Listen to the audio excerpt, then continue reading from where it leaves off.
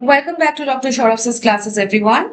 And before solving today's question, let us understand why this topic is important in the Engineering Services Examination. The ESE conducted by UPSC is one of the India's most prestigious engineering examinations in subjects like material science and the engineering physics. UPSC does not simply ask for the definitions. Instead, it expects you to understand the microscopic behavior of atoms and relate it to the macroscopic properties of the engineering materials. And today's question is a classic conceptual question. It is only 5 marks, but students often lose marks because they simply list the types of the magnetic materials without explaining why they behave differently.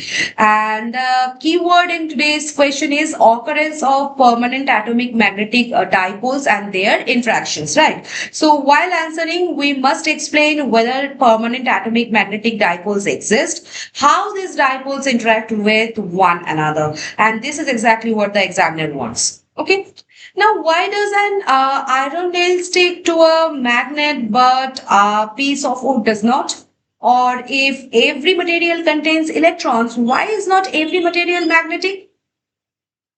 Look, the answer lies in tiny atomic magnets called the magnetic dipoles. And every magnetic phenomena that we observe from refrigerator magnets to MRI machines begins with these microscopic dipoles. Okay.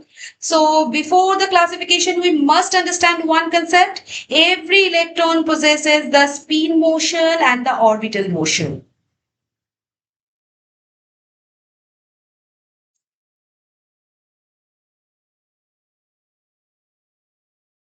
Right? Both produce a tiny magnetic moment, and this tiny magnetic moment is called an atomic magnetic dipole.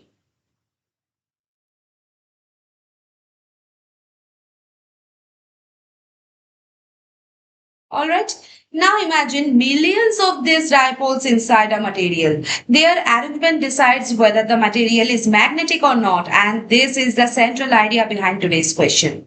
Now let us classify them one by one. First is the diamagnetic materials.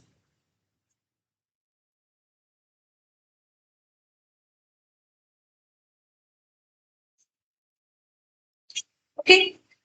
And if I talk about the permanent atomic dipoles, then there are no permanent atomic magnetic dipoles because all electrons are paired and their magnetic moments cancel each other. And if I talk about the interaction, and since the permanent dipoles are absent, there is practically no interaction between the dipoles, and only a weak induced magnetic moment appears when an external magnetic field is applied. Okay, and what are the properties of this? Weakly repelled by magnetic field and very small negative magnetic susceptibility. Okay, for example, like copper, silver, silicon. Okay, now diamagnetism exists in every material, but in many materials it is marked by the stronger magnetic effects. Okay. Now, students often think only a few materials are diamagnetic. That is a common misconception. Okay. Now, come to the paramagnetic materials.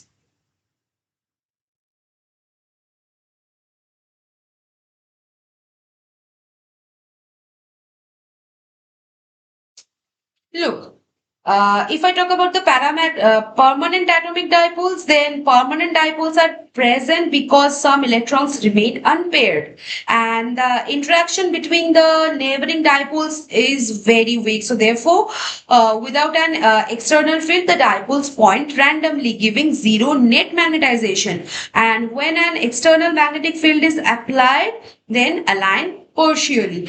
Properties like weakly attracted by magnets and small positive susceptibility. For example, like aluminium, platinum, oxygen, all these things. Okay.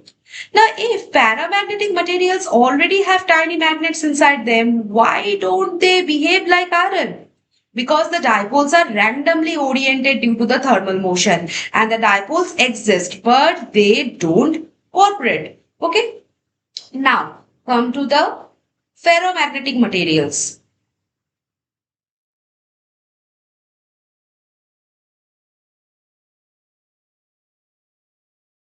Okay. Now, permanent atomic dipoles are present here, and here the interaction between the neighboring dipoles is very strong and positive, and this interaction is called the exchange interaction. And because of this, neighboring dipoles align in the same direction, forming the magnetic domains, even without an external field. So these domains can produce very large magnetization. Properties are like strongly attracted by the magnetic field, very high magnetic susceptibility, and can retain the magnetization. For example, like iron, cobalt, nickel. Okay. Now, a magnetic domain is a small region in which millions of atomic dipoles point in the same direction. In an unmagnetized iron piece, different domains point in different directions, so the overall magnetization becomes nearly zero. Then a magnetic field is applied and the domains rotate and grow, making the entire specimen magnetic. So this is why the iron becomes permanent magnet. Okay. Now come to the antiferromagnetic materials.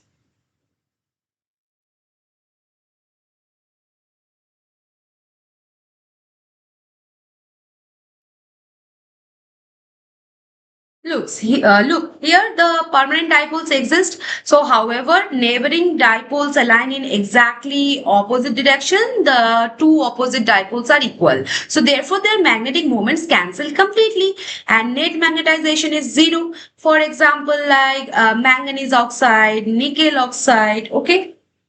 Now, the fifth one, that is the ferrimagnetic materials.